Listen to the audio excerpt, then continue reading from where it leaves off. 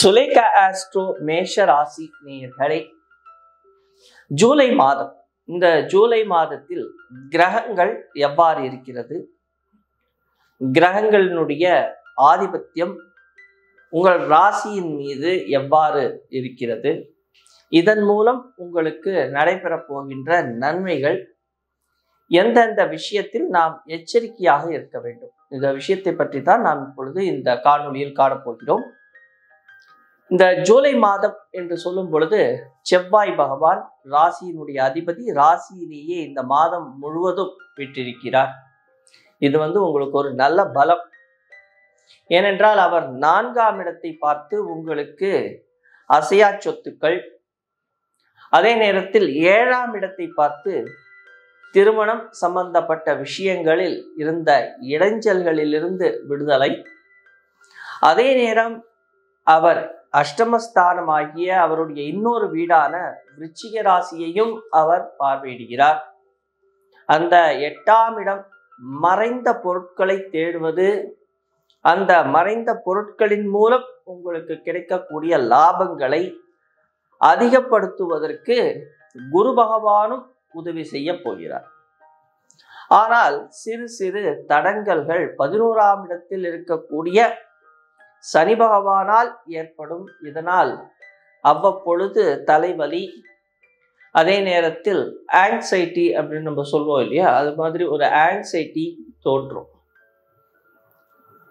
கணவன் மனைவி என்று வரும் பொழுது இல்லத்தில் இந்த எதிர்பார்ப்புகள் அதிகமாக இருக்கும். அந்த எதிர்பார்ப்புகளுக்கு கொஞ்சம் பணிந்து எதிராளிகள் செல்லும் பொழுது சந்தோஷம் நிலவும். வெளியூர் வெளிநாட்டுக்கு சென்று வருவதற்கான ஒரு நல்ல தகவல்கள் வந்து சேரும். தொழில் ரீதியான முன்னேற்றங்களை காண்பதற்கு வெளியூர் வெளிநாடுகளுக்கு செல்ல வேண்டிய கட்டாயம் ஏற்படும். அதே நேரத்தில் கேது பகவான் 6ஆம் இடத்தில் சஞ்சரிக்கின்ற இந்த காலகட்டத்தில் இது ஒரு உபஜயஸ்தானம் என்றும் நாம் எடுத்துக்கொள்ளலாம். மறைந்த இடத்தில், அதாவது ஒரு 6ஆம் இடம் என்று சொல்லும் பொழுது அங்கே கேது பகவான் வீற்றிருப்பது மிக நீண்ட நாட்களாக இருந்த வம்பு வழக்குகளுக்கு ஒரு முற்றுப்புள்ளி கிடைக்கும். அவ்வாறு அந்த வம்பு வழக்குகளிலிருந்து வெளிவருவது, மிக நீண்ட நாட்களாக நோய்வாய்ப்பட்டவர்களுக்கு நல்ல மருத்துவ சிகிச்சைகள் கிடைப்பது, அதே நேரத்தில் நோயிலிருந்து விடுதலை கிடைத்து மன அமைதியும் நிம்மதியும் கிடைக்கும். அதே நேரம் வெளியிலிருந்து வரக்கூடிய பணம் அது உங்களுக்கு வந்து சேரும். கடன் தொல்லையிலிருந்து வெளிவருவதற்கான ஒரு நல்ல வாய்ப்புகள் இந்த மாதத்தில் உங்களுக்கு கிடைக்கும். குடும்பம் சார்ந்த விஷயங்கள், அதே நேரத்தில் எவ்வளவு பணம் வந்தாலும் உங்கள் கையில் அது இருக்காமல் செய்துவிடும். அப்போ இந்த குரு பகவான் என்று சொல்பவர் 6ஆம் இடத்தையும் 8ஆம் இடத்தையும் பார்வையிடுகிறார்.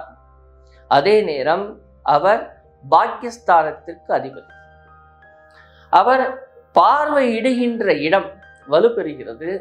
தொழில் ரீதியான முன்னேற்றம், தொழிலில் மேன்மை, அதே நேரத்தில் மிக நீண்ட நாட்களாக நீங்கள் எதிர்பார்த்து கொண்டிருந்த இந்த வெளியூருக்கு செல்வது அல்லது வேறு இடத்திற்கு மாறுதல் பெற்று செல்வது, நீங்கள் செய்கின்ற பணியில் ஒரு மேன்மை கிடைப்பது, இது போன்ற விஷயங்கள் உங்களை வந்து அடையும். இதெல்லாம் சந்தோஷமான விஷயங்கள். சூரிய பகவானை வைத்துத்தான் இந்த மாதத்தை நாம் கணக்கிடுகிறோம். இப்பொழுது நடந்து கொண்டிருப்பது இந்த வைகாசி மாதம், ஆனி மாதம். அதாவது ஒரு தமிழ் மாதத்தை 2 பங்காக பிரித்து ஒரு மாதத்திலும் ஆங்கில மாதத்திலும் முதல் பாதி 2ஆம் பாதி என்று வரும். அப்பொழுது இந்த ஆனி மாதத்தினுடைய 2ஆம் பாதியும்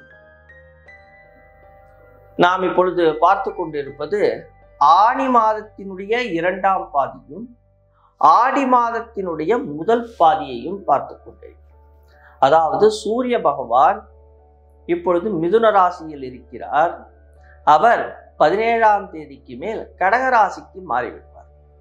3ஆம் இடம் வீரிய, விஜயஸ்தானம். உங்களுக்கு ஒரு மனதில் ஒரு நல்ல தெம்பு, தைரியம், உற்சாகம் ஏற்படும். அந்த உற்சாகத்தினால் எதிரிகளை சமாளிப்பீர்கள். எதிரிகள் மூலம் இருந்த வம்பு வழக்குகளிலிருந்து வெளிவருவீர்கள். பஞ்சாயத்துக்கள் மூலம் பிரச்சனைகளுக்கு தீர்வு காண்பீர்கள். அதே நேரம் புத பகவான் என்று சொல்லக்கூடிய 3ஆம் இடத்து அதிபதி 4ஆம் இடத்தில் இருக்கிறார். 19ஆம் தேதிக்கு மேல் அவர் சிம்மத்திற்கு, அதாவது 5ஆம் இடத்திற்கு மாறிவிட்டார். இவரால் நல்ல ஒரு புகழ், ஞானம், புத்தி, சக்தி கிடைக்கப் போகிறது. வாழ்க்கையில் மேன்மை அடைய போகிறீர்கள். சுக்கிர பகவான் என்று சொல்லக்கூடியவர் உங்களுடைய களத்திரஸ்தானத்திற்கு அதிபதி, குடும்பஸ்தானத்திற்கு அதிபதி. 3ஆம் இடம் என்று சொல்லக்கூடிய அபோகிலஸ்தானத்தில் இருக்கிறார். அவர் 4ஆம் இடத்திற்கு மாறப்போகிறார். அவ்வாறு அவர் 4ஆம் இடத்திற்கு மாறும் பொழுது உங்களுக்கு சந்தோஷத்தையும் சுகத்தையும் தந்துவிட்டு செல்வார். தொழில் ரீதியான முன்னேற்றங்கள், தொழிலில் மேன்மை, இவையெல்லாம் கிடைக்கக்கூடிய அற்புதமான மாதம். இறை வழிபாட்டிலும் அதே நேரத்தில் முடிந்தவரை அடுத்தவர்களுக்கு நீங்கள் செய்யக்கூடிய தான தர்மத்திலும் இந்த மாதத்தில் பேரும் புகழும் கௌரவமும் உங்களை வந்து சேரப்போகிறது. மீண்டும் அடுத்த காணொளியில் நாம் சந்திக்கும் வரை உங்களிடமிருந்து விடைபெறுவது உங்கள் ஜெயம் ஜிநாத்.